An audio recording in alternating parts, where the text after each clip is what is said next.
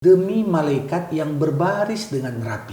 Beritahukan kepadaku siapa temanmu, aku akan beritahukan bagaimana agamamu. Mekanisme pengamanan langit. Janganlah kau menjadi orang yang ikut-ikutan. Waktu itu Allah mengatakan kepada Nuh, buat kapal.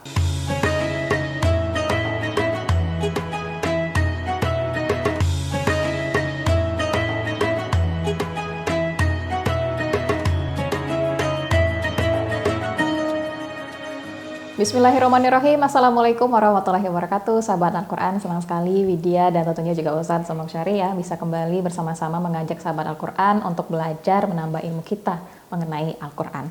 Nah, sahabat Al-Quran, di episode kita kali ini kita akan membahas mengenai surah As-Saffat yang tentunya kita akan coba perdalam ini seperti apa sebenarnya makna di balik surah As-Saffat ini. Langsung saja kita langsung tanya ya ke Ustadz Somong Syari. Kita akan bahas langsung poin pertama, Ustadz. Mengenai keesaan Allah dan kekuasaannya serta terpeliharanya langit dari setan. Ini langit juga dipelihara dari setan begitu ya Ustaz? Maksudnya gimana Ustaz? Ya. Bismillahirrahmanirrahim. Alhamdulillahirabbil alamin. Wassalatu wassalamu ala asyrafil anbiya'i wal mursalin wa ala alihi wa sahbihi ajmain. Widya dan seluruh pemirsa, surah As-Saffat.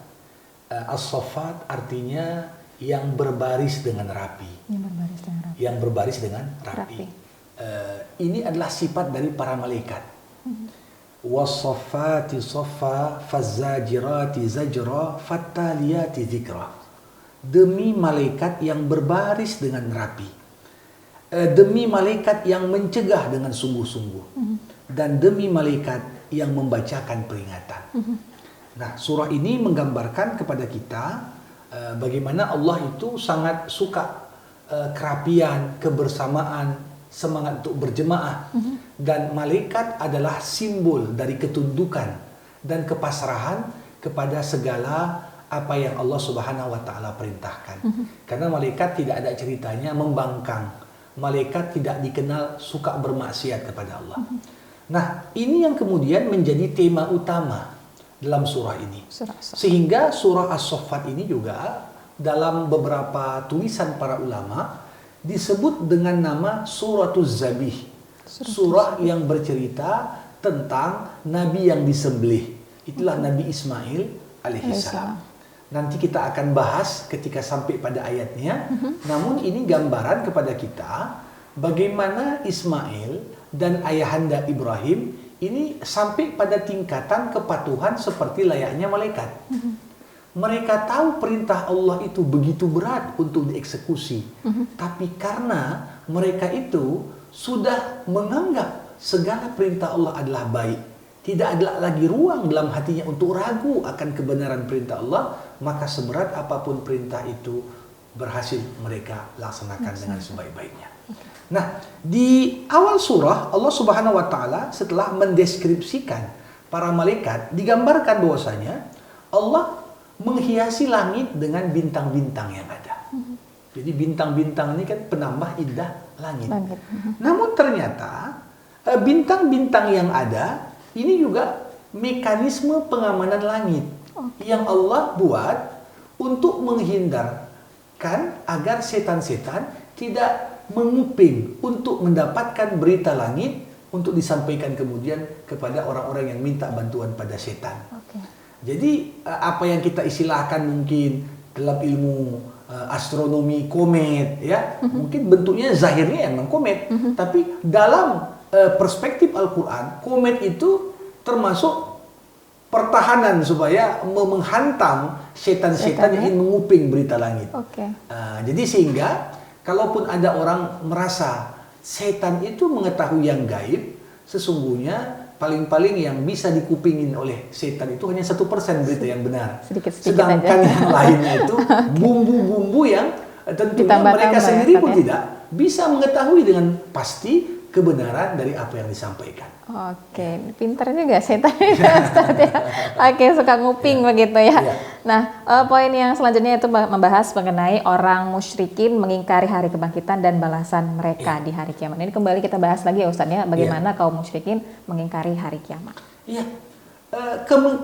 Pengingkaran orang-orang musyrik ini bukan hanya sekedar mereka mengatakan kami tak percaya, tapi pengingkaran yang disertai dengan pelecehan. Pelecehan dalam pengertian pengolok-olokan terhadap Nabi yang menyampaikan adanya hari kebangkitan. Mereka mengatakan sahirun au majnun, yang menyampaikan ada hari kebangkitan ini seorang penyihir atau minimal dia orang gila. Ya, bagaimana Nabi sebelum menyampaikan risalah dikenal di tengah-tengah masyarakat Mekah sebagai shadiqun amin, orang yang jujur lagi dapat dipercaya. Tapi ketika beliau menerima tugas risalah dan kenabian, menyampaikan yang benar, justru mulailah Nabi dibunuh karakternya dengan berbagai tuduhan-tuduhan yang zalim dan tidak memiliki dasar, ya, seperti dituduh sebagai penyihir dan lain sebagainya. Jadi kalau kita lihat Allah Subhanahu wa taala mengatakan, ya, kalau Allah mau, Allah bisa saja turunkan azab sehingga apa yang dianggap oleh penduduk Mekah yang mereka ingkari akan adanya hari kiamat itu dapat terjadi langsung, tapi Allah tahan. Karena Allah gak berkehendak hari kiamat datang saat itu. Tapi yakinlah apa yang disampaikan Allah tentang hari kiamat dan hari kebangkitan itu adalah keniscayaan yang akan datang tepat pada waktu yang Allah kehendaki. Nah, itu dia. Dan kita akan juga membahas mengenai kenikmatan penduduk surga dan mereka mengingat para teman buruk mereka. Nah, ini kalau kita sudah masuk ke surga mendapatkan kenikmatan, ada momen kita juga mengingat bagaimana teman-teman kita yang berada di neraka, begitu Ustaz maksudnya? Ya, artinya begini, kadang-kadang kita ini orang-orang yang baik, ini kan akan merindukan siapa teman-teman yang biasa kita duduk bersama di dunia. Tentunya kita juga berharap dapat duduk bersama dengan mereka di akhirat.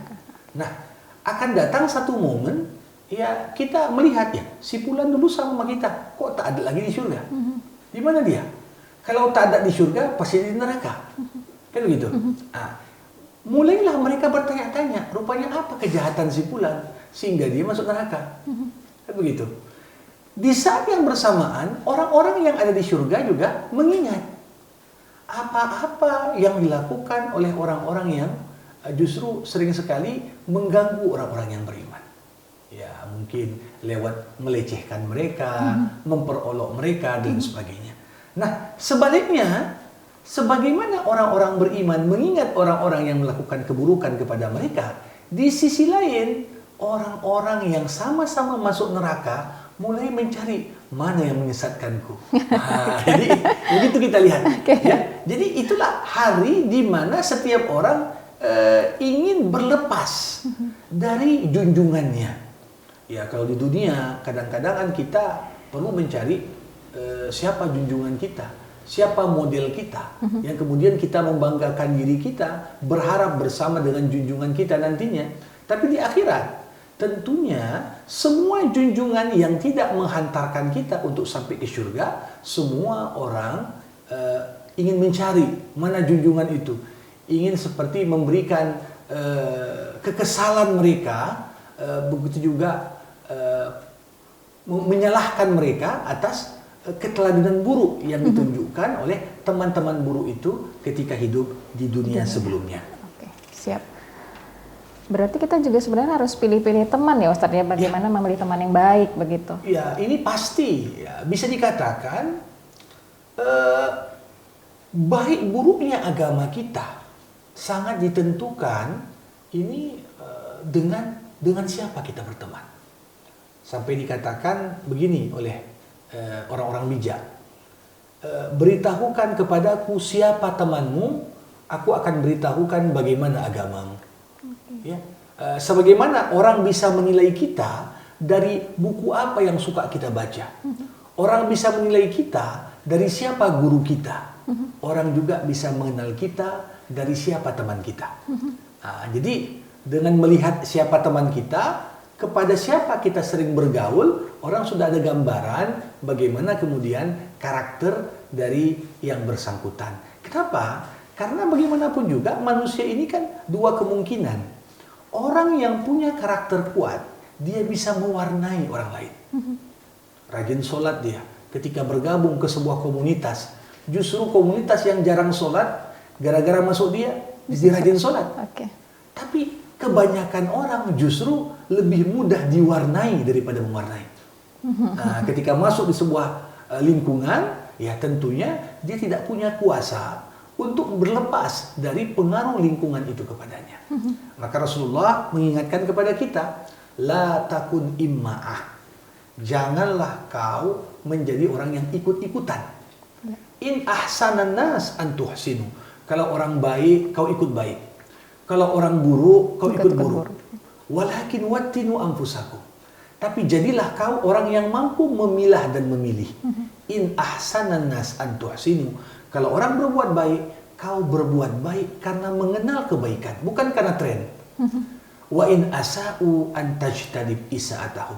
Kalau tren yang berkembang itu orang berbuat yang buruk, tetap kau akan jauhkan dirimu dari yang buruk karena kau mengenal hakikat keburukan itu.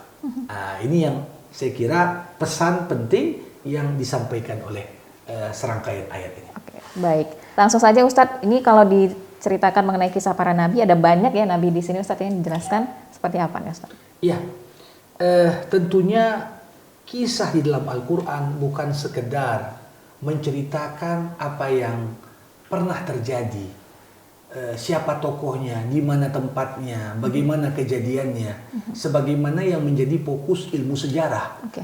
Tapi ketika Al-Quran mengabadikan beberapa kisah, tentunya yang paling utama di situ adalah bagaimana kita digiring untuk dapat mengambil pembelajaran dari apa-apa yang Allah ceritakan dari para nabi dan rasul.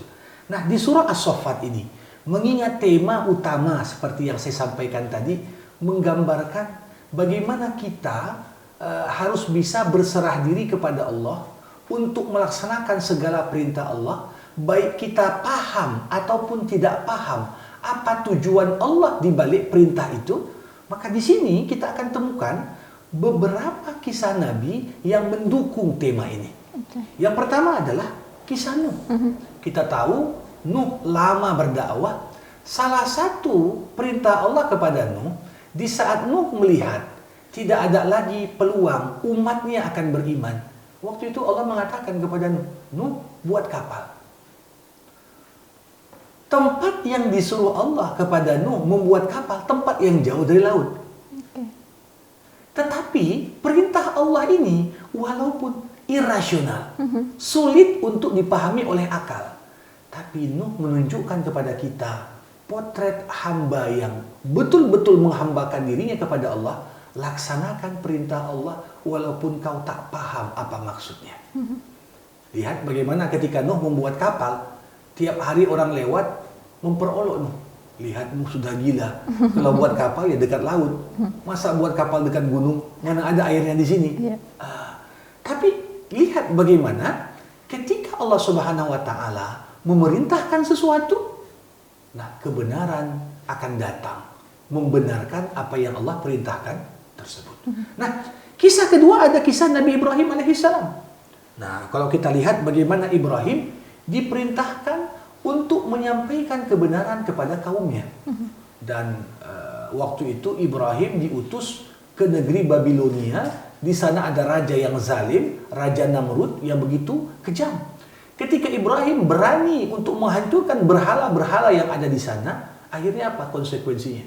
Ibrahim akan dibakar. Tapi bagaimana kemudian Ibrahim pasrah dia kepada Allah. Ya Allah, kalaupun aku meninggal di jalan aku membela agamamu, maka itu adalah kepuasan tersendiri untukku. Ketika api sudah dihidupkan, Ibrahim diikat dan dimasukkan ke dalam kobaran api. Allah berkata kepada api, Ya nar, kuni bardan wa salaman ala Ibrahim. Wahai api, ya, jadilah kau dingin dan memberikan keselamatan pada Ibrahim. Akhirnya apa? Buah dari kepasrahan Ibrahim, dia tak terbakar. Berhari-hari dibakar, tapi Ibrahim tenang saja. Ini gambaran bagaimana? Gambaran kalau kita melihat kepasrahan kita kepada Allah, ini akan berbuah satu hal yang luar biasa. Nah, Tidak cukup sampai di situ, digambarkan setelah menyelesaikan misinya di Babilonia, Ibrahim disuruh hijrah. Kemana? Ke Mekah. Negeri yang kering kerontang. Bukan hanya itu, disuruh Ibrahim membawa istri mudanya Hajar bersama putra sematawayangnya waktu itu Ismail. Dan Ibrahim disuruh meninggalkan mereka berdua di sana. Saya kira sejahat-jahatnya suami kalau kemudian disuruh meninggalkan istri dan anak yang sudah begitu lama dinantikannya, ini sangat sulit untuk bisa dicerna oleh akal. Tapi lihat bagaimana level imannya Ibrahim. Ibrahim sudah sampai pada level keimanan, apapun perintah Allah, dipahami ataupun tidak maksudnya, ya sudah, laksanakan saja. Itulah patuh kepada Allah. Itulah patuh. Bagaimana patuhnya malaikat, begitu juga lah patuhnya para nabi. Nah, sampai istrinya digambarkan, bertanya kepada Ibrahim, Ibrahim, kau tinggalkan kami berdua di sini. Sedangkan minuman dan makanan tak cukup untuk bekal seminggu. Bagaimana Ibrahim? Ibrahim hanya diam saja. Tapi ketika istrinya Hajar berkata, Allahu amaraka bihadza. Apakah Allah yang perintahkan engkau meninggalkan kami berdua di sini? Ibrahim hanya bisa mengangguk. Dan yang terjadi apa? Allah yang perintahkan Ibrahim tinggalkan istri dan putranya di Mekah. Allah juga yang menjamin kehidupan keduanya. Buktinya apa? Dari tangisan Ismail, hentakan kakinya, keluarlah sumur Zam-Zam. Yang sampai hari kiamat nanti akan terus memberikan air yang segar dan berkualitas untuk siapapun yang meminumnya. Nah, ketika Ismail sudah agak besar, Ibrahim melihat keluarganya yang ditinggal di Mekah. Ya, ibarat Ismail ini sudah umur 7-8 tahun. Falamma balagha ma'ahu sa'ya. Ismail kecil sudah bisa dibawa kemana-mana oleh Ibrahim untuk membantunya melakukan ini itu. Tapi justru di malam hari kembali lagi ujian Allah kepada Ibrahim belum berakhir. Ibrahim bermimpi anak sematawayangnya diperintahkan untuk disembelih. Nah, kalau mimpi yang sama terjadi kepada saya atau siapapun, kita akan beralasan itu kan mimpi mungkin dari setan. Tapi bagi seorang Ibrahim yang menyadari mimpi para nabi adalah wahyu. Mimpi para nabi adalah wahyu. Ibrahim bukan mencari alasan, mencari penundaan, tapi justru dipanggilnya putranya sematawayang. Disampaikannya lah isi mimpinya itu kepada putranya. Sampai si putra ini mengatakan, Ya abati if'al ma tu'mar. Ismail nggak mengatakan, ayah sembelih aku. Tidak. Tapi Ismail mengatakan, ayahanda laksanakan perintah Allah untukmu. Jadi ini ucapan anak yang justru makin meringankan tugas ayah.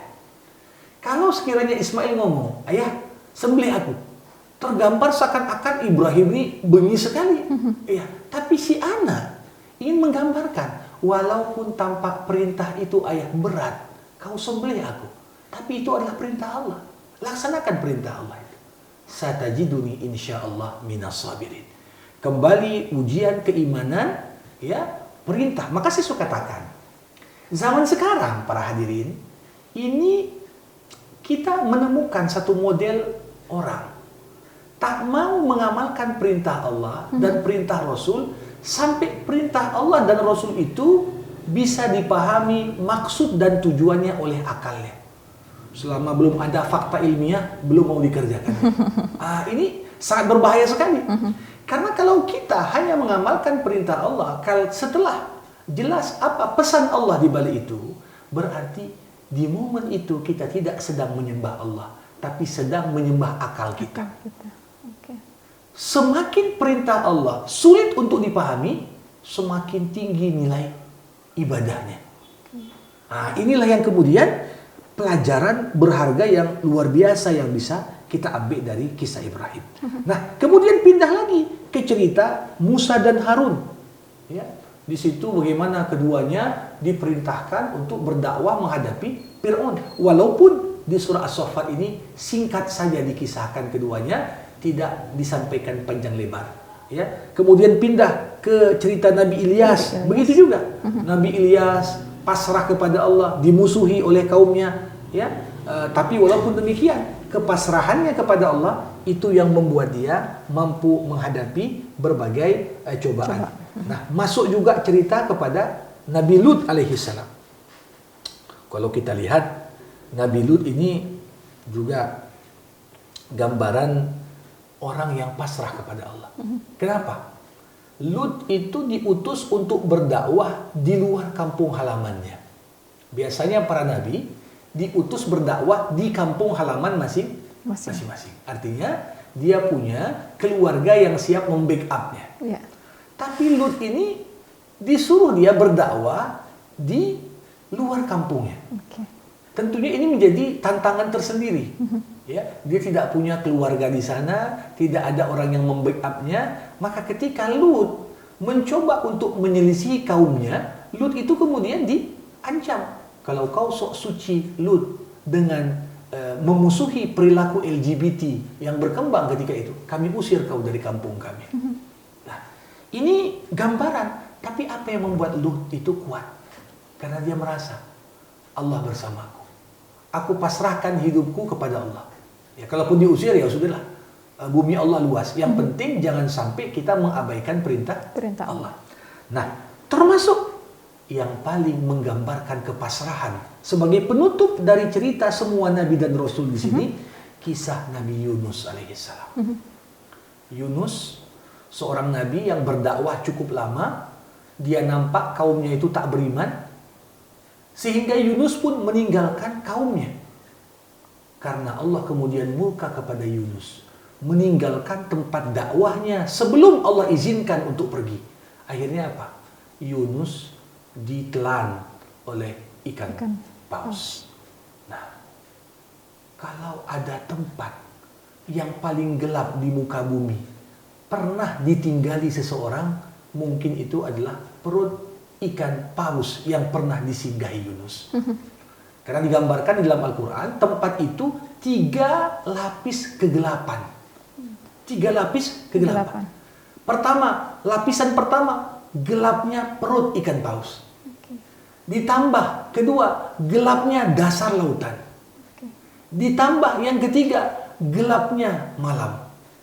Tapi di tempat yang gelap seperti itu, ketika tak mungkin suara siapapun yang di dalam perut itu terdengar keluar, tapi yang maha mendengar, yang maha melihat, yang maha mengetahui, Allah Subhanahu wa Ta'ala tetap mendengar tatkala Yunus bermunajat, la ilaha illa anta subhanaka inni kuntu minadh dhalimin.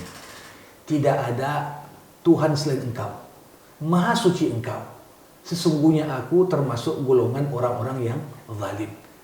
Rasulullah pernah mengatakan dalam sebuah hadis, tidak ada satupun orang dihadapkan dengan masalah kemudian dia berdoa seperti doanya Yunus, kecuali Allah Subhanahu wa Ta'ala akan berikan jalan keluar bagi yang bersangkutan.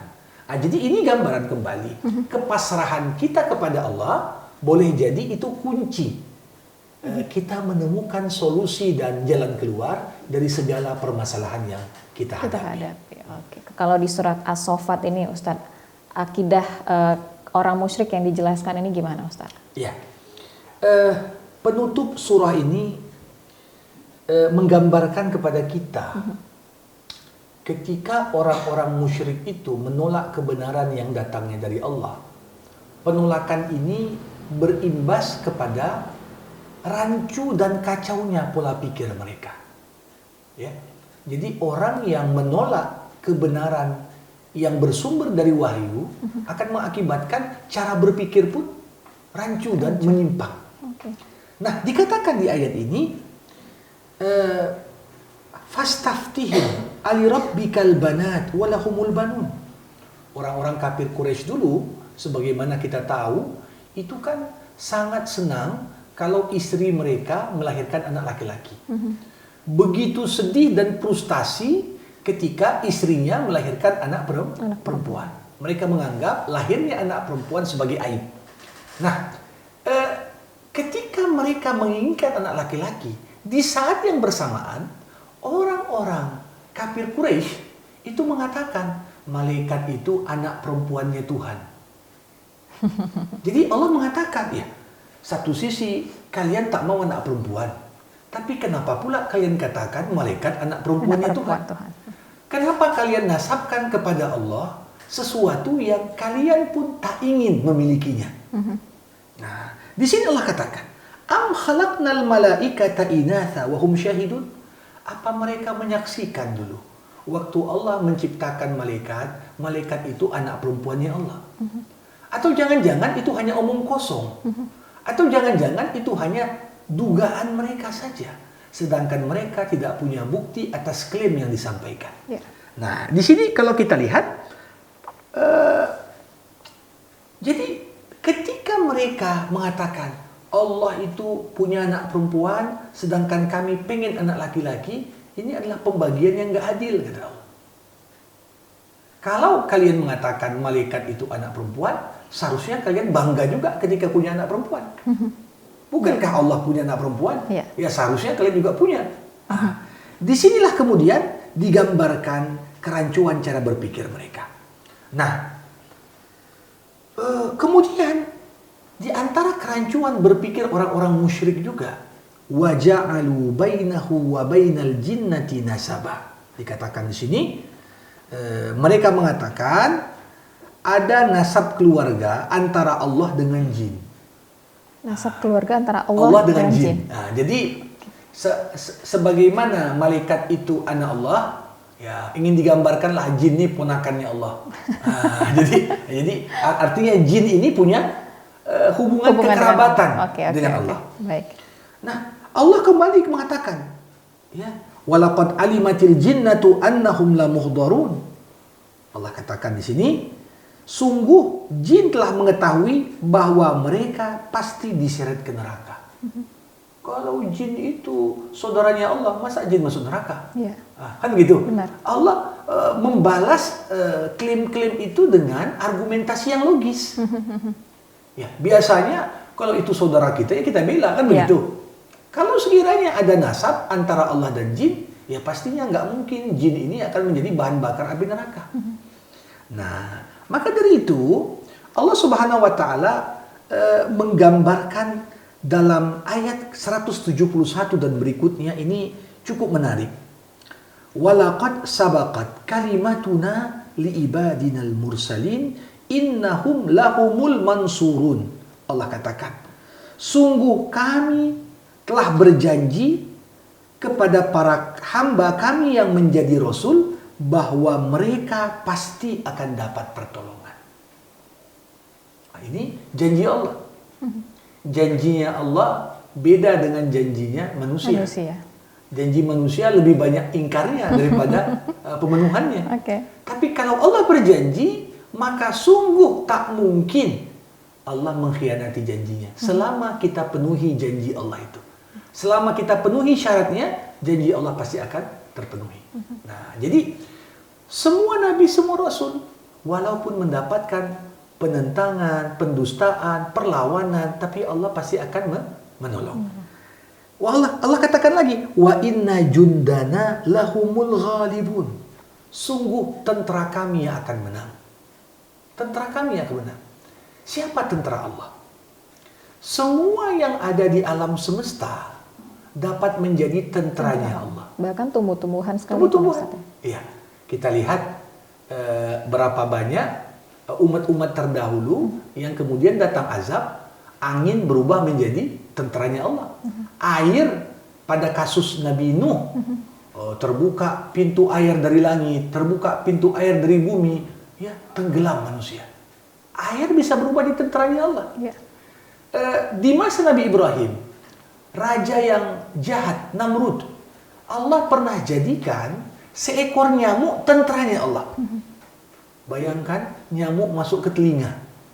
Ya, kemudian Namrud tidak bisa tidur bermalam-malam karena nyamuk masuk ke dalam telinganya hingga kemudian dia mati. Bayangkan air jadi tentaranya Allah menenggelamkan Firaun. Bayangkan suara yang keras jadi tentaranya Allah. Nah, maka saya selalu katakan begini. Kalau kau bersama Allah, siapa yang berani melawanmu? Kalau kau menjadi lawannya Allah, siapa yang berani membelamu? Allah punya seluruh kekuatan dan kemampuan untuk membuat kita tunduk kepada kuasa dan kehendaknya. Jadi ini gambaran, makanya ada satu ungkapan yang menarik sekali disampaikan para ulama. Apa? Madza wajada man faqadak wa madza faqada man wajadak. Apa yang akan ditemukan orang yang kehilanganmu, wahai Allah, dan apa yang dianggap hilang bagi orang yang telah menemukanmu, ya Allah. Artinya apa? Kalau kita sudah menemukan Allah, kita sudah menemukan semuanya. Tapi kalau kita sudah kehilangan Allah, berarti kita sudah kehilangan semuanya. Para nabi pasrah kepada Allah, berserah diri kepada Allah, sehingga walaupun nampak mereka kehilangan banyak hal, tapi sesungguhnya mereka mendapatkan semua hal. Tapi orang-orang kafir, ketika mereka kehilangan Allah, walaupun nampak uang banyak di antara mereka, kekuasaan ada di tangan mereka, namun sesungguhnya yang kehilangan Allah sedang kehilangan segalanya. Nah, ini gambaran yang menarik sekali. Maka dari itu penutup surah 3 ayat terakhir ini yang juga sering menjadi penutup kita dalam berbagai doa yang kita panjatkan. Subhana rabbik rabbil izzati amma yasifun wa salamun alal mursalin walhamdulillahi rabbil alamin. Allah katakan, Maha suci Tuhanmu, Tuhan yang maha perkasa dari sifat-sifat yang mereka katakan. Orang musyrik mengatakan Tuhan punya nasab dengan jin. Orang musyrik mengatakan Allah punya anak perempuan dalam bentuk malaikat. Enak bikin silsilahnya ya Ustaz. Allah mengatakan Allah maha suci dari itu semua. Wassalamun alal mursalin. Keselamatan yang Allah janjikan kepada para nabi dan rasul. Walhamdulillahi rabbil alamin. Penutup surah mengajak kita untuk bersyukur dengan mengucapkan alhamdulillah. Kenapa? Kata-kata alhamdulillah di sini disebutkan Allah setelah sebelumnya bercerita tentang bagaimana pertolongan Allah kepada para nabi dan cerita bagaimana azab Allah turun kepada orang kafir. Jadi kalau nampak ada orang soleh dapat pertolongan Allah, kita wajib mengucapkan alhamdulillah. Kalau nampak ada orang jahat dapat siksa dan ujian, balasan dari Allah, kita ucapkan juga alhamdulillah. Jadi ini gambaran kepada kita, nikmat itu kadang-kadang bentuknya aktif. Kita yang mendapatkan kebaikan. Atau orang-orang soleh mendapatkan kebaikan. Kadang-kadang bentuknya pasif. Artinya apa? Pasif di sini, orang-orang yang selama ini jadi musuh dakwah, mereka dapat ganjaran dari perbuatan yang mereka lakukan. Walhamdulillahirabbil alamin. Masya Allah, alhamdulillahirabbil alamin. Oke, sahabat Al-Quran, untuk surat As-Saffat kita sudah selesai, sudah banyak penjelasan dari Ustadz Samak Syari tadi ya. Mudah-mudahan seperti biasa kita bisa nih memetik pelajaran menjadi bagaimana cara kita mengaplikasikannya juga nih dalam kehidupan sehari-hari ya. Oke, sahabat Al-Quran, seperti biasa, Widya ajak lagi sahabat Al-Quran untuk like, komen, dan subscribe YouTube channel kita. Insya Allah nih kita bisa mendapatkan pahala hanya dengan menekan tombol like dan juga memberikan komen serta subscribe-nya. Wabillahi taufiq wal hidayah. Wassalamualaikum warahmatullahi wabarakatuh.